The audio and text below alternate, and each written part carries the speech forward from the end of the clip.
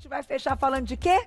De bumbum. Pois é, só que não é falar propriamente do bumbum. A gente vai mostrar aqui técnicas, vamos falar um pouquinho da cirurgia plástica que envolve os glúteos e o que hoje, né, tem sido feito, que pode dar um resultado bem bacana na região do bumbum. Convidamos ela, mais uma vez, cirurgiã plástica, doutora Tatiana Moura, bem-vinda. Obrigada, Carol. Tudo bem, doutora? Tudo Você ótimo. gostou da minha analogia, que tudo é... que Com tudo certeza, virou né? paixão nacional, e como não, né? Bumbum.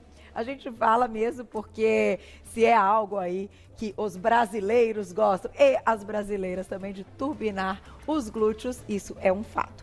Agora, vamos lá. Primeiro me explique, quando a gente fala de glúteos, ela é uma região dentro da cirurgia plástica, como todas as outras, ou exige aí técnicas diferentes e até um olhar diferente, como é uma região que, obviamente, a gente tem um peso que a gente coloca quando vai deitar, quando vai se sentar. Como é que é isso pensando em cirurgia plástica? Então, a questão da localização, né, a região que a gente vai operar, então tem algumas limitações sim. Então, por exemplo, é muito difícil a gente conseguir associar uma cirurgia de glúteo com uma cirurgia na parte da frente. Tá. Né? Porque a paciente vai ter uma dificuldade de dormir, que lado que vai dormir. Então, por exemplo, prótese de glúteo é uma cirurgia que tem que ser feita quando a gente não vai fazer nada que restrinja a paciente de deitar de bruços. Tá. Né? Então, por exemplo, vai fazer prótese de glúteo com o nariz? Complicado, né? Entendi. Com prótese de mama?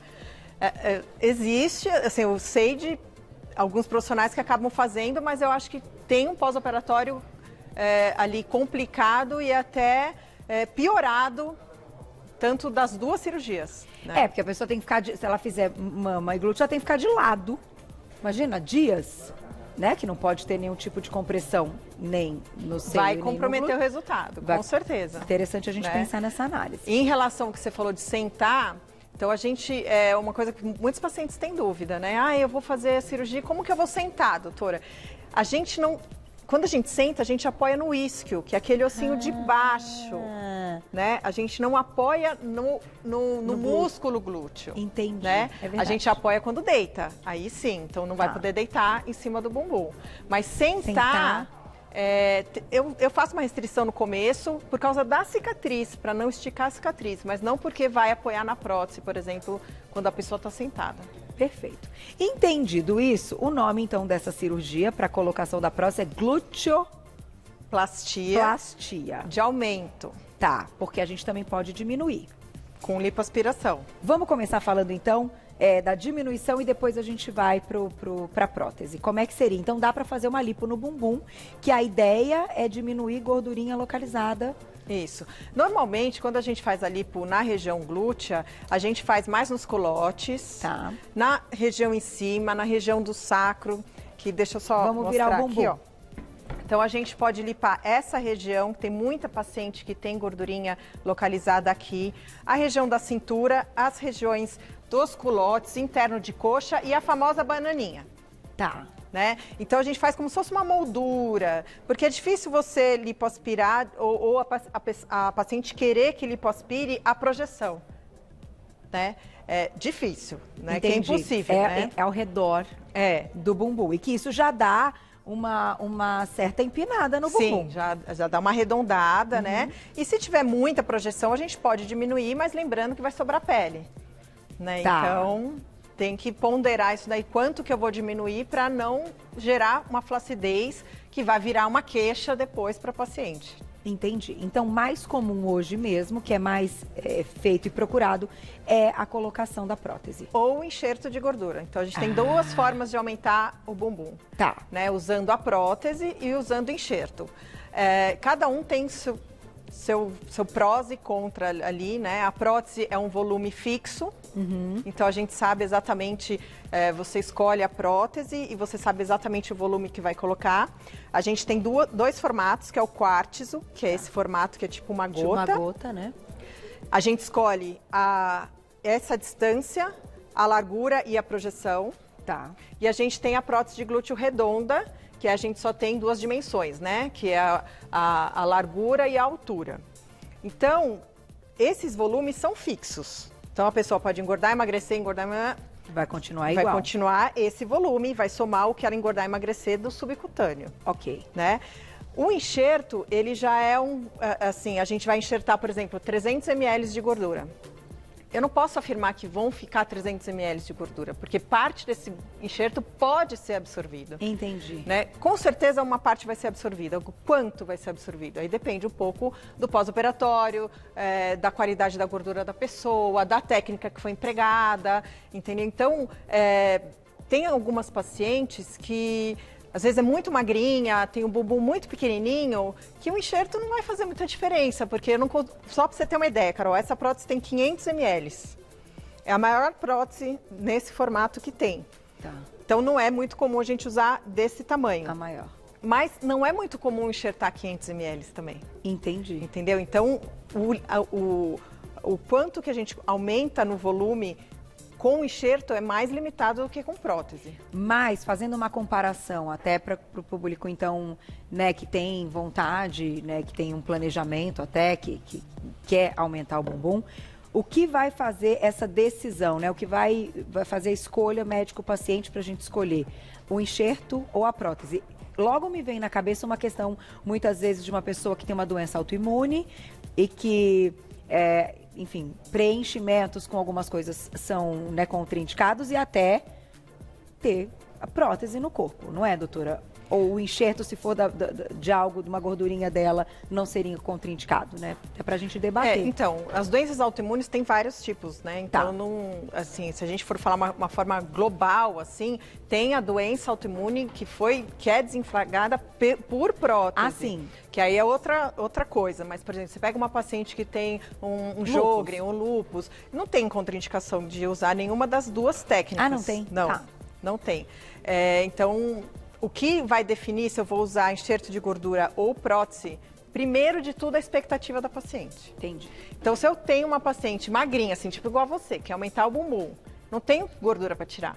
Então, Porque, enxerto... claro, para você pôr um enxerto, você tem que pensar de onde você vai Exato. tirar essa gordura. O enxerto já ficou ali complicado, né? Então, Entendi. Uma pessoa magrinha que eu vou usar o enxerto, ela tem que ter uma expectativa de um aumento bem pequeno. Pequeno. Se ela tem uma expectativa de um aumento maior, então eu vou propor para ela, para a gente chegar no que você está querendo, a gente vai ter que pôr a prótese. Entendi. Né? E explicar todos os critérios e todos os riscos da prótese, e aí a gente vai decidir junto. Pensando e fazendo Vamos uma aumentar comparação. menos? Ou vamos... Mas quando a gente compara até com uma prótese de mama, né, o aumento dos seios, é bem parecido o que é, enfim, prós e contras ou não? É diferente? Não, é parecido nessa questão para escolher, mas a prótese de glúteo, ela tem, assim, um pós-operatório um pouco mais complicado, tem um risco maior, porque a incisão é perto do ânus, de infecção. Entendi. Né? Tem mais cuidado redobrado no pós. Isso, nesse sentido, do pós. A recuperação da prótese de mama é mais tranquila. Então, eu vou colocar a perguntinha do público e a gente já responde, já junta tudo isso. Tem um vídeo bem legal para mostrar para vocês. Poliana, obrigada, um beijo. Pode haver rejeição, mesmo fazendo o enxerto com a própria gordura do paciente? Então, o termo rejeição não é o termo correto que a gente usa. O enxerto pode ser absorvido. Tá. Né? Então, para o enxerto não absorver, a célula de gordura ela tem que passar a receber nutrição do leito, onde eu coloquei, no músculo, no subcutâneo. Então, aquela célula que não recebe, ela vai morrer e vai ser absorvida. Entendi. Né? Então, não é que tem uma reação de rejeição, de criação de anticorpos contra aquela célula, até porque a célula é da própria pessoa. Certo, então né? nesse sentido não existe a possibilidade. Não, o que existe é a absorção. Então, por exemplo, se eu faço um bolos de gordura, com uma bolona assim de gordura, lá no centro não vai chegar sangue das bordas, então aquele centro vou perder, Tá. né? Aquele volume que eu coloquei ali. Então, o mais indicado é a gente enxertar em em vários locais, uma quantidade menor para a gente conseguir, né, que fique mais gordura viva, mais células de gordura viva naquela região. Isso também acaba limitando o volume. É verdade. Né? Então... E fica igual, doutora? Isso é outra coisa. Pô, porque como é que faz pra ficar igual um lado do outro? Então, isso é Gente, mágica. Eu fico doidinha pensando nesse negócio. Mas Aí pode é a mão da acontecer. médica, né? Mas pode aí acontecer é alguma o simetria talento. que a gente tem que, às vezes, fazer algum acerto depois, né? Tá, isso Que também. isso não acontece com a prótese de glúteo. De glúteo. Então, assim, eu não estou fazendo uma apologia à prótese de glúteo, porque ela tem toda uma questão também de abrir ponto, de instruir prótese, de infecção, né, pela região. Então, tem a questão da troca no futuro, né? Não tem nenhuma prótese definitiva, nenhuma, nem de mama, nem de, né? Então, em algum momento a pessoa tem que fazer a substituição. Então, eu acho que cada técnica tem sua vantagem e sua desvantagem. Verdade. E tem sua indicação correta para cada paciente. Perfeito. Eu vou aproveitar e colocar já o vídeo para o pessoal, então, conhecer como seria essa gluteoplastia, né? É um ilustre, a doutora vai explicar pra gente, depois nós vamos fazer uma questão aqui com o bonequinho. Então, aí tá mostrando a incisão, né? Que é no sulco interglúteo, mais ou menos uns 6 centímetros. Tá. Aí a gente vai fazendo descolamento do subcutâneo até a exposição do músculo glúteo máximo. E aí a gente faz uma incisão no músculo, descola, né, a região que a gente quer inserir a prótese. E aí é um descolamento até onde o dedo alcança, depois a gente descola com o descolador, né? Porque não alcança, aí a introdução da prótese, é claro que não é tão fácil assim, né? Embaixo do músculo. Num sanduíche de músculo. Vixe. Né? Então a gente tem fibras musculares para cima e para baixo da prótese, o que é diferente da prótese de mama, que hoje a gente coloca abaixo do músculo, acima do músculo, né? Entendi. Aí é meio que um sanduichinho mesmo, é no meio. Só que se o bumbum, doutora, tiver muita gordurinha por cima do músculo, tem que tirar? Tem que fazer tipo uma lipo junto? Não, aí se a pessoa já tem um volume suficiente, talvez ela não precise pôr prótese, né? Então, mas daí, doutora, tem o lance de ser bumbum mais molinho e a pessoa queira um bumbum durinho e não propriamente aumentado. Tem isso também? Aí ela pode treinar, né? Fazer então aí não tem muito jeito. Aí não é então uma indicação para prótese. Eu acho que uma paciente que tem muita gordura na região glútea não é uma candidata para prótese. Perfeito. Não tem que fazer então uma lipo antes para depois pôr a prótese. Entendi. E o que eu queria te mostrar aqui, Carol, como que a gente faz a escolha da prótese, né? Tá. Então, quando a gente está examinando a paciente, a gente faz uma medição do osso sacro, né, que fica mais ou menos assim, até o trocânter, que é do fêmur. Então, essa distância aqui é a distância máxima que eu posso colocar a prótese. E aqui é o músculo. Ah, tá. Tá? Então, quando eu pego uma prótese quartzo, por exemplo, eu tenho que medir, no caso, aqui é uma paciente, né, um bumbum grande, esse tamanho caberia, ó. Tá? Tá. Essa prótese, a maior projeção dela é no final dela. Então, eu gosto de colocar ela na diagonal, pra gente dar um aumento aqui. Tem cirurgião que põe assim, tem cirurgião que põe assim. Então, tudo isso vai mudar o resultado. Entendi. É uma coisa a ser conversada pela expectativa. E eu acho que sempre fica mais legal a gente colocando na diagonal. A prótese redonda, ela já não tem essa questão da angulação. Tá. Né? Ela já fica uma coisa mais... Mas eu prefiro usar essa que eu acho que fica mais natural. Quando a gente vai fazer o enxerto, a gente vai fazer bolinhas de gordura ao longo do subcutâneo e do músculo. Entendi. E aí, claro, vai dar também. Muito interessante, gente. Tem perguntinha do público já, quem escreveu pra gente na tela. Aproveitem. Obrigada, Fabi. Um beijo. Para realizar o procedimento, é preciso estar num peso ideal? Depende da expectativa de resultado.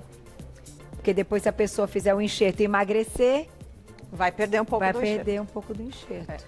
Então, isso tudo a gente tem que conversar, né? E celulite, doutora? A gente consegue amenizar a celulite com uma ou outra técnica, pensando aí no bumbum? Então, a celulite é uma cicatriz, né? Na verdade. A celulite, o furinho é uma cicatriz. Então, na cirurgia, normalmente, a gente vai com como é uma cânula de lipo que tem um Vzinho assim na ponta, a gente vai soltando essas cicatrizes. E aí, se for muito profunda, a gente pode enxertar um pouquinho nessa região para ver se retrai menos depois. Então, bumbum lisinho fica. Que a celulite... dá para tentar melhorar, né? Aí Boa. vem todo o pós-operatório da pessoa se cuidar, não ganhar peso, né? Se não incha de novo. Tem perguntinha ali, ó. Essa daí também é a minha pergunta sobre flacidez. Ah lá. Samara, um beijo, obrigada. Quem tem uma certa idade de flacidez, então ela coloca aí 58 anos, tá bonita, hein, Samara? Tá bonita. Fica legal a prótese? Com 58 anos é uma criança. Eu também acho. Eu acho que não tem uma relação com idade, né? A gente tem que ver o grau de flacidez da pessoa. Se tiver muita flacidez, principalmente os pacientes, por exemplo, as obesas, às vezes a gente tem que fazer uma ressecção de pele nessa região aqui, ó. E tem uma outra opção de fazer uma ressecção de pele nessa região. Então, na verdade, a gente tem que examinar o paciente e aí indicar as técnicas ou a conjunção de técnicas que vai ser melhor para aquela paciente. Não é uma receita de bolo, cirurgia plástica não tem receita de bolo. E é uma cirurgia considerada um pouquinho mais, que dura mais tempo, porque são dois lados, enfim, tem toda a questão da simetria. Ela pode durar um pouquinho mais. Uma cirurgia dessa de prótese de glúteo simples, sem lipo, que é muito comum associar lipo para a gente fazer esse contorno também. Tá. É uma cirurgia de 2 horas, mais ou menos. Ah, então é rápido. Não demora muito. Tem perguntinha, aproveitem que estamos ao vivo, hein? Olha lá na tela. Lu, obrigada, um beijo pra você, que foto bonita. Quando acontece da prótese virar, posso eu mesma desvirar? E por que isso acontece? Como é que a prótese vira, doutora? Então, a prótese que foi colocada nessa técnica que eu expus, que é uma técnica intramuscular, ela não roda. Aqui roda é a prótese que é colocada no subcutâneo. Que daí a pele fica bem esticada e ali você já está em contato direto com a prótese. Isso, e aí com o tempo aquela pele vai cedendo, né? Que ficou, né, bem esticadinha, vai cedendo e aí fica solta a prótese. Então tem alguns vídeos na internet mostrando isso, a própria pessoa virando a prótese, mas é uma técnica que eu particularmente não uso, a maioria dos cirurgiões plásticos do nosso meio não usam, de colocar a prótese no subcutâneo. A prótese intramuscular não tem como você acessar, você mexer, você rodar, não acontece isso, porque o músculo não fica laceado. Perfeito, ele está ali segurando e ela se mantém assim, sempre. Então não tente fazer isso. Não. Né? O ideal é que... Agora com mama acontece. Com mama acontece. Por quê? Porque pode pôr ou abaixo do músculo ou acima. Isso. E aí com mama a gente tem mais... Se a pessoa perde muito peso, por exemplo, então sobra muita pele ou engravida, vai amamentar e volta. Aí a prótese pode rodar. Olha isso, gente. Interessante. Tem mais perguntinha na tela. Aproveitem. Obrigada, Marta. Um beijo. Qual a duração da prótese de silicone no bumbum? Então, essa pergunta é muito interessante porque é comum para a prótese de mama e para a prótese de bumbum também. O produto, ele não tem uma validade. Tanto é que essa prótese aqui, eu tirei de uma paciente. Ela está aqui há anos. Ela está intacta? Está intacta. Se eu pegar uma nova, vai abrir e vai estar igual. Então, o produto em si não tem uma validade. O que acontece, a reação que a gente faz inflamatória ao produto, ao material, né, ao corpo estranho, que forma a cápsula em volta. E essa cápsula pode, ao longo dos anos, deformar a prótese. Na prótese de glúteo é bem mais difícil, porque ela é mais densa do que a prótese de mama, ela é mais durinha. Tá. Então, mesmo que contraia um pouco, não costuma deformar muito. E estando embaixo, dentro do músculo, essa deformidade que acontece não é tão vista como a prótese de mama. Entendi. Então, a gente não fala, ó, vai ter que trocar quando não estiver muito legal, a gente vai ter que acompanhar, mas não tem uma data. Nós temos 30 segundos, mas a doutora deixou claro que o pós-operatório merece extrema atenção para não correr, aumentar o risco de infecção pós a colocação da prótese. Então, vou deixar aqui o contato da doutora. Essas perguntinhas finais podem mandar para ela no @doutorabreviado, Tatiana Moura. @doutorabreviado, Tatiana Moura. Obrigada. Beijo, até a próxima. Obrigada. Sempre excelente.